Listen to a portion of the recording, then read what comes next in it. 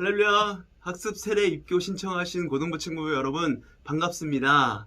온라인 세례 교육으로 이렇게 만나게 되네요. 온라인 세례 교육은 오늘 그리고 다음 주 이렇게 두 번의 강의를 진행을 하고 마지막 셋째 주에는 학습 세례 문답을 목사님과 함께 풀어보는 시간을 가질 거예요. 집에서 이렇게 주고서 풀어오라고 하면 여러분들 잘 안 풀으니까 같이 풀어보는 시간을 갖도록 하겠습니다. 이 강의의 구성은 이번 주에는 학습 세례 입교가 무엇인지 그리고 구원이 무엇인지에 대해서 설명을 할 것이고 다음 주 강의에는 거듭남에 대해서 이야기를 하도록 할 겁니다. 바로 오늘 1강으로 넘어가 보도록 하겠습니다. 먼저 학습 세례 입교에 대해서 학습 세례 입교가 무엇인지 그 개념을 확실히 우리가 알고 가야겠죠? 여러분이 뭘 받아야 되는지 잘 모르는 친구들도 있잖아요. 학습은 교회 처음 나오는 친구들이 이제 내가 신앙생활을 제대로 시작하겠다 이런 입문하는 과정을 이야기합니다. 그러니까 게임으로 하면 튜토리얼 단계라고 할 수가 있어요. 신앙생활에는 이런 것이 있다, 이걸 간단하게 교육하는 것이고 학습을 받고 나서 6개월이 지나야 세례를 받을 수 있습니다. 세례를 그냥 아무나 막 받을 수 있는 게 아닙니다. 먼저 학습을 해야 돼요. 그럼 세례는 무엇일까요? 세례는 씻는다, 잠긴다, 온 몸에 충만시킨다 라는 뜻을 가지고 있는 말인데요. 예수 그리스도의 보혈로 우리의 온 몸과 마음을 씻고 그 한없는 하나님의 은혜 속에 잠기는 것을 의미합니다. 우리의 몸과 마음을 예수 그리스도의 영으로 가득하게 채우는 의식으로 예수 그리스도가 나의 구원자라고 고백을 하며 이제 전과 같이 죄인이 아닌 예수 그리스도의 의의 옷을 입고 살아가겠다, 이것을 고백하는 의식이에요. 입교는 주로 모태신앙인, 태어났을 때부터 신앙을 갖고 태어난 아이들이 태어나서 엄마와 함께 이렇게 교회에 나오다가 유아 때 세례를 받고 이제 장성하여서 다시금 엄마 아빠의 신앙이 아닌 내 신앙으로 예수 그리스도를 구원자로 고백하는 의식입니다. 그러니까 세례와 입교는 우리가 구원의 확신을 가지고 주님을 구주로 영접했다는 것을 상징적으로 보여주는 의식인데요. 그럼 이 구원이 무엇인지 우리가 구체적으로 알아봐야겠죠? 성경에 나와 있는 구원의 여정을 통해 구원이 무엇인지 생각해보는 시간을 가져보도록 하겠습니다. 하나님은 창조와 에덴 동산에서 먼저 볼 텐데 하나님은 아무것도 존재하지 않은 상태에서 우주 만물을 만드셨어요. 하나님이 모든 만물을 만드시는 데는 6일이 걸렸습니다. 첫째 날은 빛을 만들어 낮과 밤을 나누셨고 둘째 날은 물 가운데 궁창을 두고 윗물과 아랫물을 나누셨어요. 셋째 날은 물을 한 곳으로 모아 땅이 드러나게 하셨습니다. 이때 땅 위에 식물도 자라나게 하셨어요. 넷째 날은 낮과 밤을 주관하는 해와 달을 만드셨고 다섯째 날에는 하늘의 새와 바다의 물고기를 만드셨습니다. 여섯째 날은 땅 위의 짐승과 사람을 만드셨어요. 이처럼 모든 만물은 하나님이 만드신 피조물입니다. 하나님이 만드신 피조물이에요. 그러므로 만물을 신으로 섬기는 것은 창조주 하나님을 무시하는 행동이라고 할 수 있겠죠. 또 이 땅의 돈과 물질을 자신의 신으로, 가장 중요한 신으로 삼아 살아가는 것도 하나님을 거부하는 위험한 태도라고 할 수 있습니다. 하나님은 모든 만물을 말씀으로 창조하셨는데 사람은 다르게 흙으로 직접 만드셨어요. 하나님이 우주 만물을 만드시는 과정에는 질서가 있었고 모든 것이 아름답게 만들어졌습니다. 모든 만물 중에서도 사람은 더욱 특별하게 지어진 거예요. 하나님은 사람을 자신의 형상대로 만드셔서 지혜와 의로움과 거룩함을 입히시고 창조 세계를 돌보는 하나님의 대리자가 되게 하셨어요.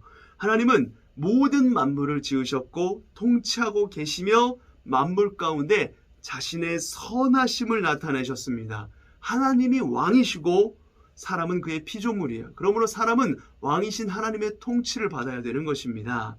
그런데 많은 사람은 자신이 자기 인생의 주인이라고 생각하면서 살아가죠. 자기 뜻을 성취하고 성공하는 일에만 몰두해서 살아갑니다. 피조물이라는 사실을 망각한 삶입니다. 자신을 만드신 하나님을 인정하지 않고 사는 인생은 매우 위험한 것이라고 할 수 있겠죠. 하나님은 이 모든 만물을 6일 동안 만드시고 제7일에는 쉬셨습니다. 이는 하나님이 피곤해서 쉬신 것이 아니라 창조의 사역이 완전하게 다 이루어졌다는 거예요. 하나님은 이 날을 사람이 하나님을 예배하는 날로 정하였습니다. 하나님이 사람을 지으신 목적은 하나님을 영화롭게 하며 예배하게 하려는 것이었어요. 예배하게 하려 하는 것. 이 땅의 모든 사람은 반드시 창조주 하나님을 예배해야 하는 것입니다. 그러나 실제로 창조주 하나님을 찾아 예배하는 사람들은 그리 많지가 않은 거예요. 하나님은 아담을 먼저 만드시고 그 다음 하와를 만드셨으며 그들이 한 가정을 이루게 하셨습니다. 하나님은 아담의 자녀들을 번성하게 하셔서 그 가정을 통해서 모든 사람이 하나님을 예배하고 찬양하게 하려는 목적을 갖고 계셨어요. 아담과 하와는 에덴 동산에서 하나님이 마련하신 모든 것을 누리고 즐길 수 있었습니다. 에덴 동산에는 생명나무가 있어서 아담과 하와는 그 열매를 먹고 생활할 수가, 영생을 할 수가 있었죠. 물론 선악을 알게 하는 나무도 그곳에 같이 있었어요. 하나님은 그 선악을 알게 하는 나무의 과실을 먹지 말라고 명령을 하셨습니다.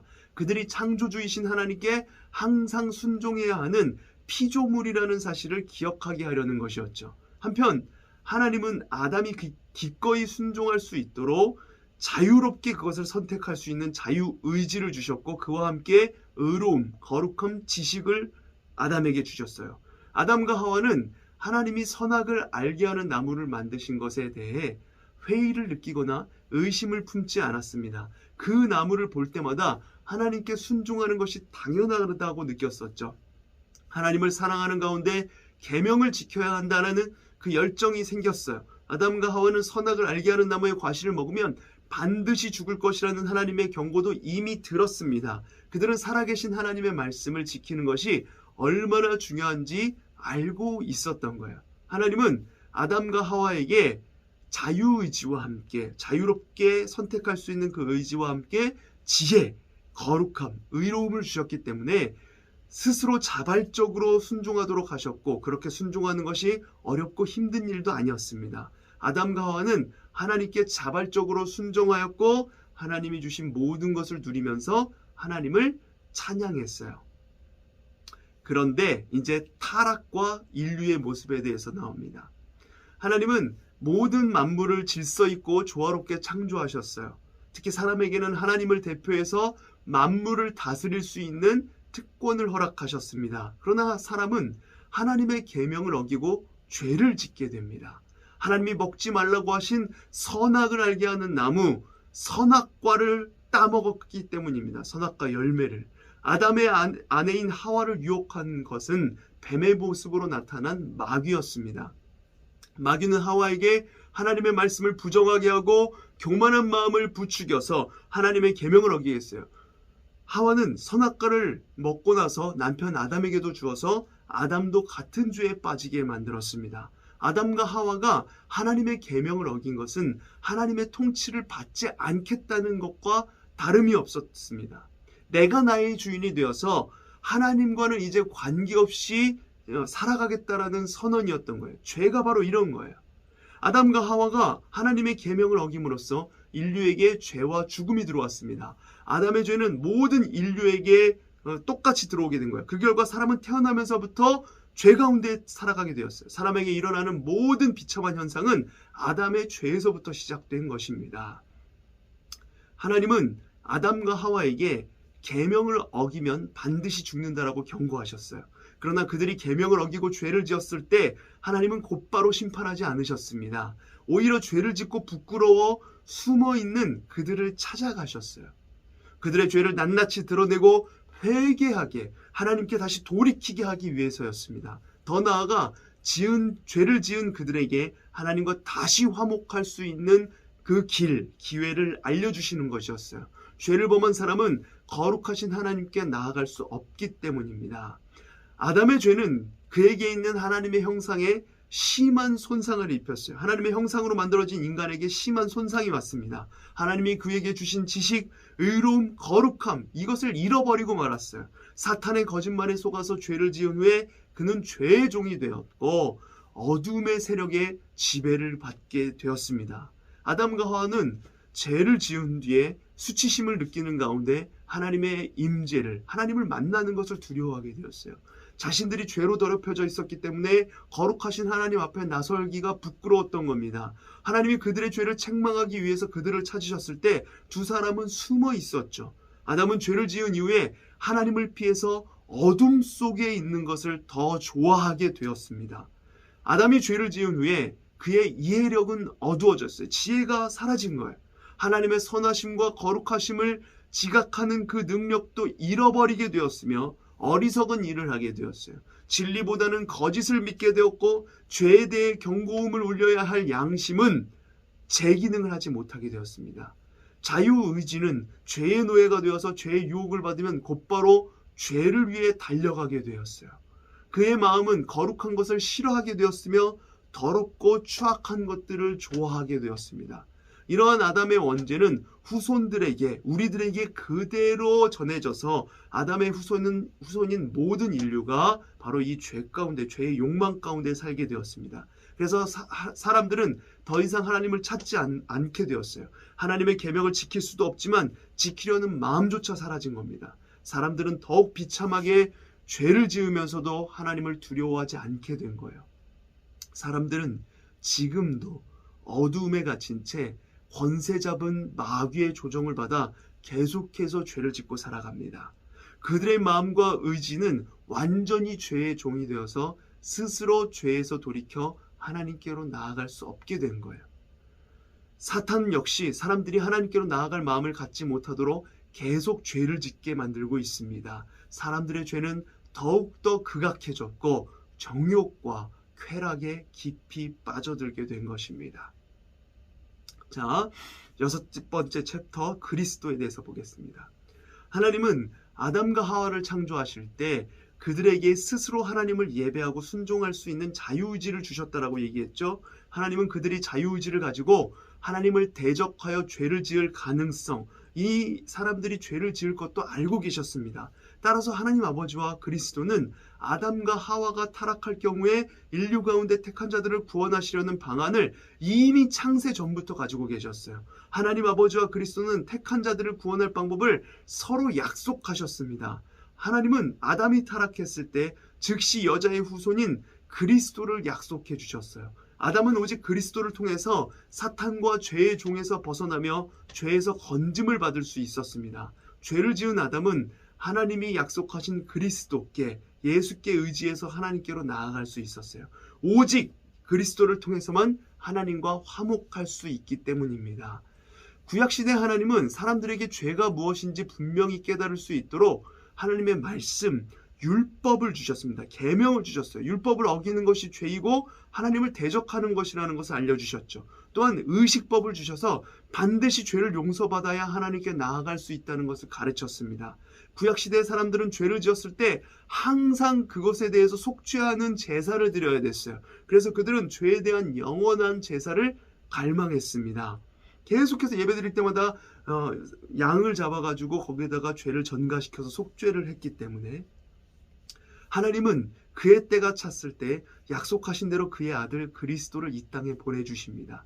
택하신 백성을 죄에서 건져내시기 위해서였죠. 하나님이 택하신 백성들은 하나님께 반역하고 죄의 종이 된 상태에 있었습니다. 아들의 죄가 해결되어야만 하나님의 백성으로 받아들일 수가 있는 것입니다. 그래서 하나님은 아들인 그리스도가 사람의 몸을 입고 택한 백성의 대표가 되어서 백성의 모든 죄를 짊어지게 하셨어요. 아들인 그리스도는 고난을 받으며 택한 백성의 죄를 대신해서 자신을 속죄 제물로 드리기 위해서 십자가에 죽으셨어요. 본인 스스로가 제물이 되신 거예요. 죄를 속하여 주는 제물이 되는 것이었습니다.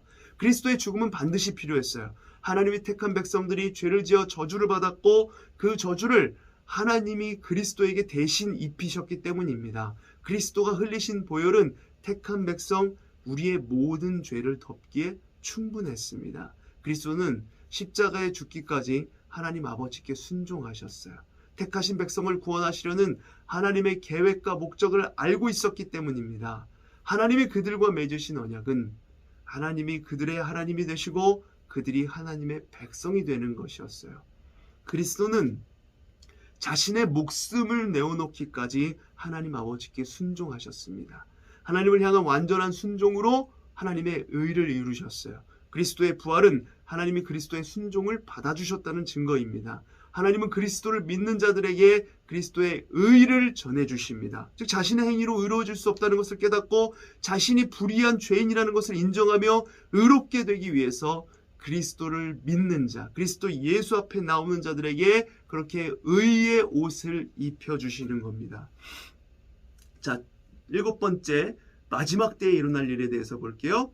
우리는 지금 사람의 몸을 입고 오신 예수 그리스도의 처음 오심과 심판하시기 위해서 나중에 다시 오실 예수 그리스도의 재림 그 사이에 살고 있어요. 이 시기를 성경에서는 마지막 때라고 합니다. 지금 우리가 마지막 때를 살고 있는 거예요. 구원의 은혜가 열려있는 마지막 때라는 의미입니다. 그리스도는 하늘나라에 올라가셔서 하늘 보좌 우편에 앉아 계시고 하나님이 택하신 백성을 구원하는 일을 계속해서 하고 계십니다. 예수 그리스도가 하나님이 택하신 백성을 모두 구원하고 나면 세상을 심판하시기 위해서 이 땅에 반드시 다시 오실 거예요.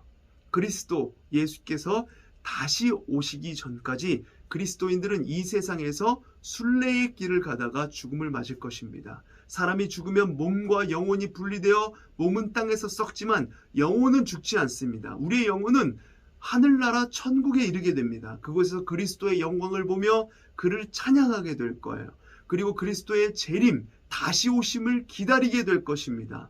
그리스도께서, 예수께서 다시 오실 때 이 세상에서 살고 있던 그리스도인들, 하나님을 믿는 자들은 부활한 상태로 변화됩니다. 이미 죽었던 영혼들도 부활의 몸을 다시 입을 거예요. 그리고 그리스도의 심판대 앞으로 나올 것입니다. 예수 그리스도는 경건한 자와 경건하지 못한 자들을 구별하여 나누실 거예요. 이때 하나님의 진정한 백성과 거짓 백성이 그 자리에서 드러나게 되는 것이죠. 예수 그리스도를 거부하고 하나님을 대적하는 자들에게는 영원한 형벌, 지옥 심판이 기다리게 될 것입니다. 반면 하나님을 신실하게 섬기고 죄와 싸워왔던 진정한 백성들은 하나님께 상을 받고 주가 마련해 놓으신 새하늘과 새 땅, 천국에 거주하게 될 거예요.